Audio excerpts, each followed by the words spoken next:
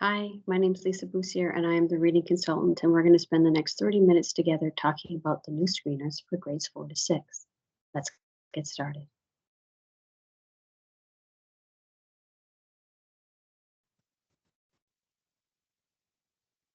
All right. This presentation can be found on our SharePoint site as well under the screeners. And we're going to talk about now our universal screeners or our T-series screeners.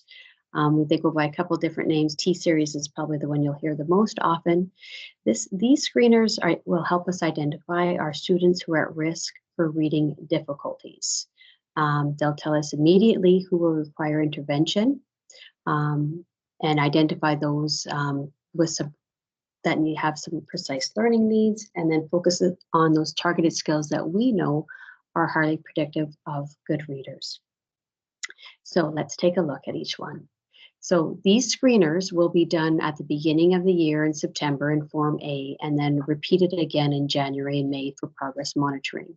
So the September assessment will look at the students who are struggling, and then we'll have a better idea of the intensity of support they may need. Once we implement that support, whether some of it's just whole class, small group, or one-to-one, depending on the needs of the students, we will reassess in January with Form B to see if the intervention we're doing is working, if the student is making progress, and how they're responding to that intervention. And if we do see progress, we say, awesome, let's keep on going with what we're doing. And if we don't, we need to take a look at what we're doing to help our students that are at risk for reading difficulties. So these three tests, the T-series, the test of silent word reading fluency, is administered whole class for 3 minutes only. Probably takes about 5 or 6 by the time you hand out and do some practice questions with the students. We have the TOWRE 2, which is the test of word reading efficiency. And this one is the only test that's done individually. And there are 2 subtests, but they only take 45 seconds each. And the final one is the test of silent reading efficiency and comprehension, which is administered whole class and done in 3 minutes. So let's take a look at our first screener. This one, the test of silent word reading fluency, measures the student's ability to recognize those printed words accurately and efficiently. It's easy to score in its entirety. It's done in 6 minutes, and we know that students who are able to recognize words quickly are fairly fluent, but we also know our students who struggle tend to decode words rather slow. So the students are presented with 220 unrelated printed words from the pre-primer to the adult level, and they look something like the example here, like dim, how, fig, and blue. And students are given 3 minutes to draw a line between the boundaries of as many words as possible. And then we take that raw score, and I'll show you in a video how to calculate that, and you're going to enter that into your teacher dashboard that's connected to the principal learning dashboard. Once again, in yellow, it's just a reminder, but which forms we're doing at what time of year. So this test is really the ability to recognize printed words quickly, which is quite influenced by the extent of a student's vocabulary knowledge. And we know from research that the speed in recognizing words promotes both fluency and comprehension. And slow word recognition is a common characteristic of poor readers. So our students who perform well are obviously going to be fairly fluent, which also can improve their comprehension. And our students who struggle to decode will have difficulty with fluency and most likely comprehension. Inside your kit, there will be an examiner's manual. You need to read pages 6 to 9 before you implement this test in your classroom. And then pages 9 to 14 give you some more instructions on how to score it. Your test looks something like the sample practice form here on the right. And after you've done some practice with the students, you're going to get 1 minute to do an actual practice exam here. And then once they have a good understanding of that, they get 3 minutes to do the actual test. Now, scoring can be a little bit trickier, but it's not that hard. I do a better job explaining it in the video. But wherever the student ends off, let's say it's here, you're counting the number of words they got correct in each row. Once you have 2 consecutive rows that are correct, you no longer need to count each row, and inside the manual they'll give you a word count on how many words, and we just take from the 2 consecutive rows all the words they got correct, adding on to the individual rows where they didn't get them all correct to the whole number. They are allowed to skip one row, but if they skip more than that, you may need to give the student the form O that's provided in the kit. Pages 11 to 13, you want to take a look at. A couple of things I want to run through. When they've misplaced lines because they're in a rush, you want to determine whether or not the student gets credit for it. So for like and back in this sample, the student did not get it because the line goes directly through the vowel, so it's hard to determine whether or not they separated those correctly. But in the example here between ant and lunch, the student also didn't get credit because the line doesn't go all the way through. But for the example here for yield and diary, we are giving the student credit even though it's slightly going through the letter, probably just because they're rushing. My tip to you is to give the student the benefit of the doubt. So if it looks like they've separated the words correctly, regardless of where the line sort of goes, as long as it doesn't look like the top example here, I would award the point to the student. Let's take a look at the video that explains this a little bit better. Let's take a look inside of the kit of the Test of Silent Word Reading Fluency. Inside the kit, you will have an examiner's booklet, Form A, Form B, Form C, and Form D, as well as a supplemental scoring practice book, but I don't think you really need it. Let's take a look then at the examiner's booklet. As always, you want to tag the page that has the group administration's instructions, and that's found here on page 7.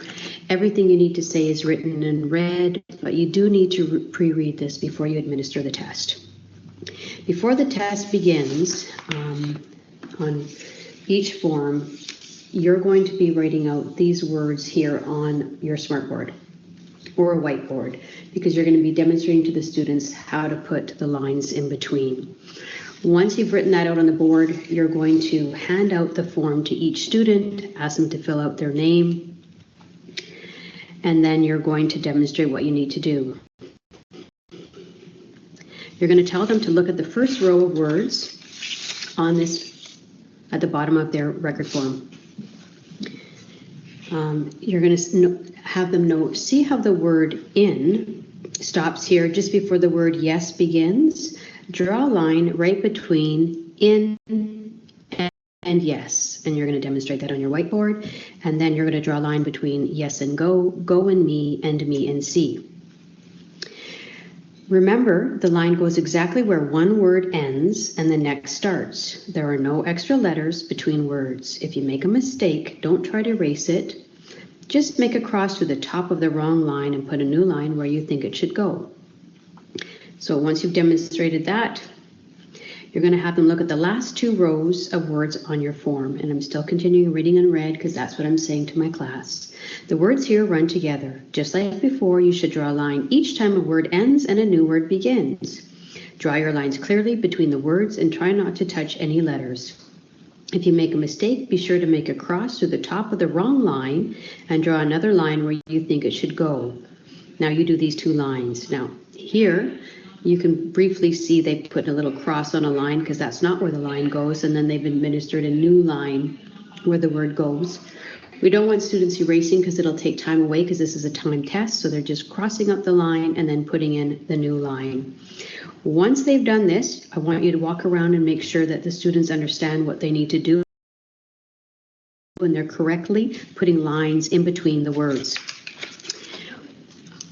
Now, you're going to continue reading in red, and it says, now I want you to do some more like the ones you just did. Remember, if you draw a line in the right place, a real word will be on each side of the line and no extra letters between them. The line will be between 2 words. None of the words will be names of people or places. When I tell you to do so, turn your form over to the back page and begin. This time you'll have 1 minute to find as many words as you can. So when you say begin, the students are going to do exactly what you just did in the sample. They're going to be putting lines in between all of the real words, starting from here, moving to the line, and then moving on. This is the practice form. They get 1 minute to do that. When the 1 minute is up, you are to walk around to see if the students were able to do that. And if they got them right, or most of them right, you're then going to tell them that they're going to do the same thing, but now they get 3 minutes and you're going to say begin, time them exactly, and they'll go through doing the exact same thing, putting lines in between the real words as quickly as they can. At the end of 3 minutes, you're going to collect the booklets, and then it's time to score them. When you score them, you want to turn to the other tab that I have marked here. Page 76 is for Form A, and that was the form that we just administered with the students. Now, if your students were able to do this correctly in the example and the practice, or at least got 50% of the words right in the practice, I want you to go ahead and score this. A word you know is correctly identified when a line is clearly drawn separating the word from another word. So you're going to be working backward from the end of the student's marking to the beginning of the test. And when you reach 2 rows in which every word is correctly identified, you stop scoring and award the student 1 point each for all the possible words from that point to the beginning. When a student does not identify all the words correctly for 2 consecutive rows, the total score will be the sum of all the correctly identified words. So let me show you what I mean on that. When we have a student who correctly identifies the word, and they've stopped, let's say, at the end of 3 minutes here, you notice that there are 7 possible words on the word count, and they identified 5. And then you go up and you notice, yes, they got 7 here, they got 7 here. We have 2 consecutive complete rows. We don't need to add up any more rows. We're going to give them the benefit of the doubt. So up to here, they got 94 words correct, plus the 5 they got on this row. So the total raw score will then be 99. And you're going to enter that on the front sheet of Form A, and then, of course, into your dashboard. If you can't find 2 consecutive rows that the student did correctly, then you'll have to individually add up how many they got correct on each row, and that will be your raw score that you'll enter here and then into the dashboard. All right, so that's how you score the test of silent word reading fluency. If you have any questions, please refer to the manual, because now we're going to go on to the test of word reading efficiency. So the purpose of this test is to assess an individual's ability to pronounce printed words accurately and fluently. It focuses on 2 important aspects of the word level reading ability. That's their sight words and then their phonics ability.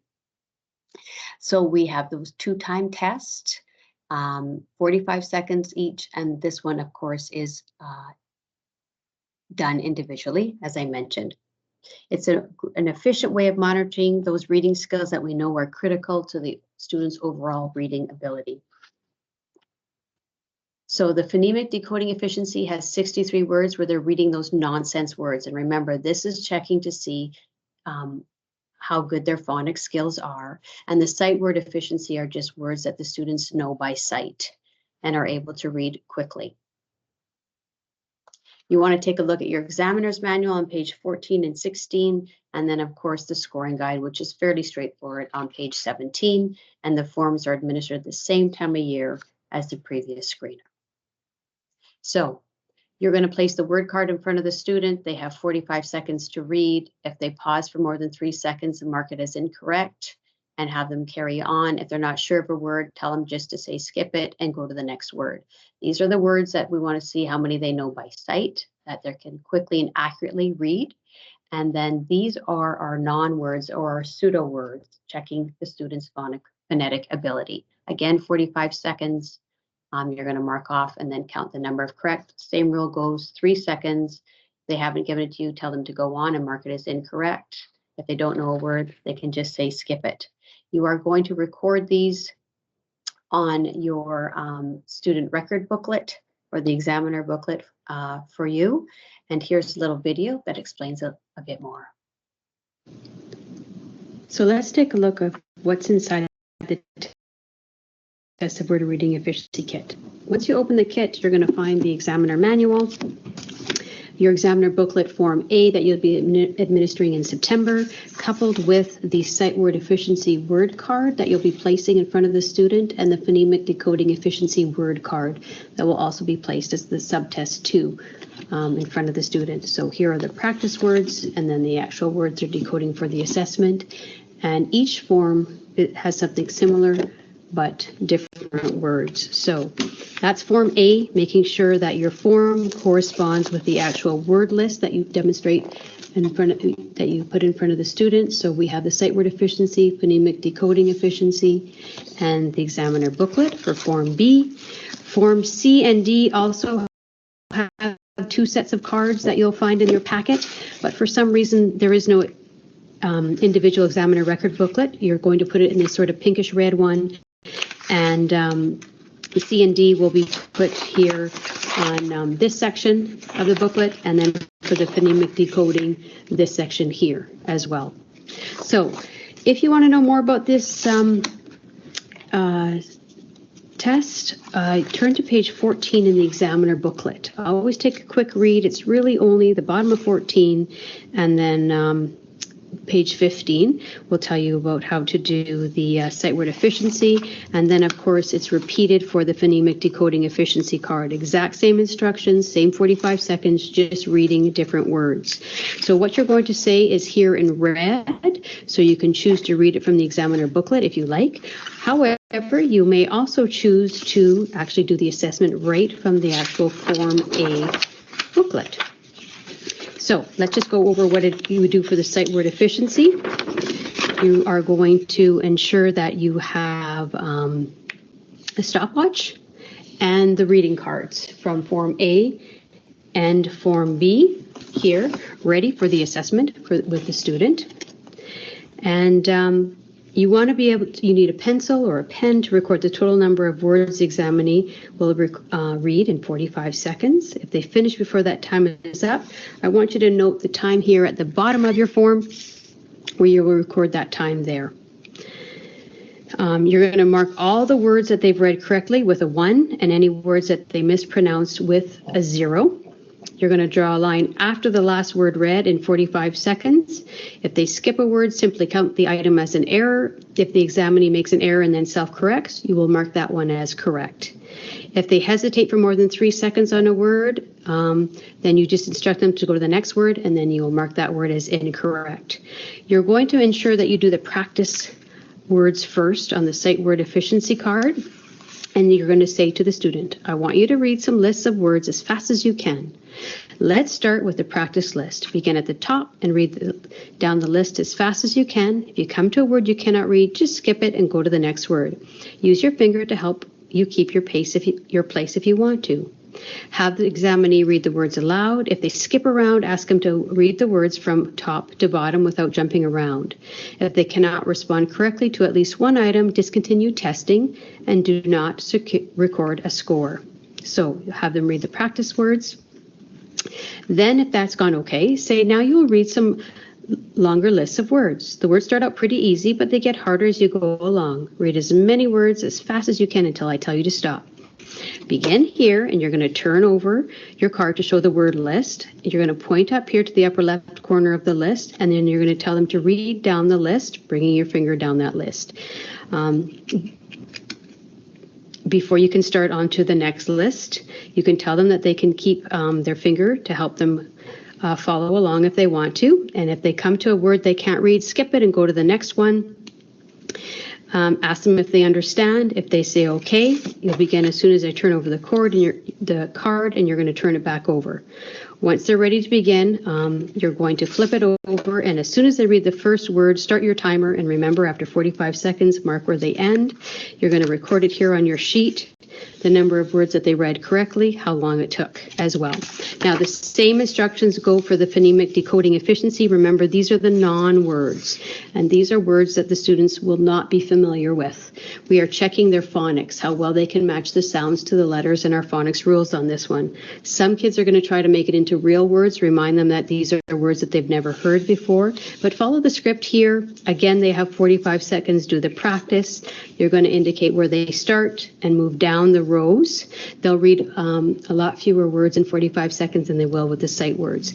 Now, for those of you who aren't sure even how to say some of those words, fortunately here, they give you the pronunciation key right beside. So ip will rhyme with tip, ga, like gap or gate or law. So any one of those pronunciations are accepted as correct. And then you'll go through as far as you can. And of course, you can double check what the student says with the pronunciation listed here. Once you're done calculating both raw scores at the bottom and the time it took to finish, you're going to transfer it here to the front of the sheet, the sight word efficiency and the phonemic decoding, and you're going to enter that into your teacher dashboard, which then aligns with the principal learning dashboard. And that's how you administer the test of word reading efficiency. All right. And so our last, the next slide here shows you a YouTube video of it actually being administered to a student if you wanted to watch that for a little more clarification. And our final screener is the test of silent reading efficiency and comprehension. And this screener measures how efficiently students can read connected text silently for comprehension. This one is done whole class. They get 3 minutes to answer questions, verifying the truthfulness of some sentences with a yes/no response. Now, note that this one has a kit for each grade level. So if you're a grade 4 teacher, you're looking for that grade 4 kit, and it says it right on the front. A grade 5 teacher is looking for the grade 5 TOSREC, and the grade 6, of course, the grade 6 that has that stamp on the front. Same thing, we're calculating raw scores. Probably takes about 5 minutes from start to finish, but the students actually only get 3 minutes to answer these questions quickly. You want to take a look at the instructions and page 6 in your manual. And again, these forms are done all at the same time of year. Form A in September, Form B in January, Form C in May, just like the other two T-Series tests. Now, you do need a scoring key for this one, and they can be found here by clicking on the SharePoint site, but they also have an enclosed CD. So if you have somebody who is able to play a CD, they can print them off there and you can put them in a Google Classroom, but they're also found here on our SharePoint site where you can access them here where it says the scoring keys for grades 4 to 6. And then you can see here, grades 4 to 6, Form A, you would print that off. And this is what you're placing next to the student response. And they're also there for grades 5, Form A, and grade 6. And then in January, you'll see the appropriate form there. Fairly easy to score and rather quick. Let's take a look at what's inside your kit. So the TOSREC will be administered to grades 4, 5, and 6 only. For this sample, I'm going to just walk you through the grade 5 kit, but all the kits have the same materials inside of them. So inside the grade 5 kit, you will find the examiner's manual, the CD-ROM with the scoring key that can also be accessed on our SharePoint site. You will find that you also have a profile record form, Form A, Form B, Form C, and Form O. The first thing you want to do is go back into your examiner's manual onto page 6 that I have tabbed and take a look at the group administration instructions. What's in bold is what you read out to the student. The rest is just for your information. And so we're going to go through the next page and a half so that you know how to administer this test. You need to, before the test begins, be sure that all the respondents have a pencil or a pen to use to complete the test. You're going to pass out the student response booklets. In this case, I'm just using Form B. Depending on the time of year, it would be Form A or Form C. Make sure that the side with the identifying information and sample items is facing up, and say to the students what's written here in bold. Do not open your booklet or turn the page until I tell you to. Write your name on the booklet with today's date, and then say, I want you to read some sentences and decide whether the answer is yes or no. Let's try some for practice. Sample sentences say, it says a cow is an animal. Is that true? Because the answer is yes, you would circle yes in the box. Now look at sample B. It says a fish lives on land. Is that true? Because the answer is no, you circle no in the box.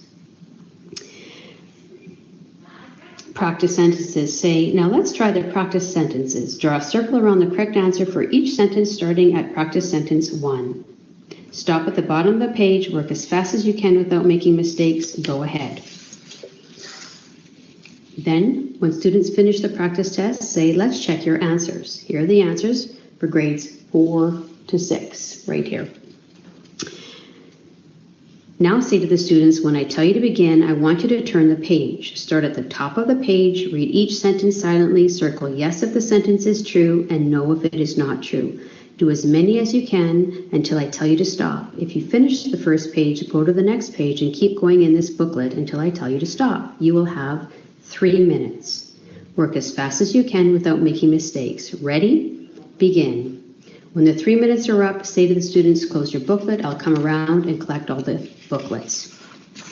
And so inside, what they're doing for those 3 minutes is, again, just like the practice questions, circling yes and no and going as far as they can in 3 minutes. When it comes time to scoring, you will ensure, because this is quick and easy, ensure that there's a different scoring key for each grade level and form of the TOSREC. So you want to make sure that you've got the Form B, grade 5, grade 5. Confirm that the scoring key and student response booklets are matched at both grade level and form. Place the appropriate section of the scoring key adjacent to the column containing the student's responses for the first page of items. You're going to place a check beside the ones that got correct and an X on the ones that were incorrect. Items that are skipped or not attempted are not counting. And after you've scored all the pages, calculate the total raw score and put it in at the bottom of the page. It is theoretically possible to obtain a negative total score if the number of incorrect items exceeds the number of correct items. And although this is rare in practice, a negative raw score should be entered as a raw score of 0. Once you have your raw score, you're going to enter that into your dashboard, and the test is complete. Okay, so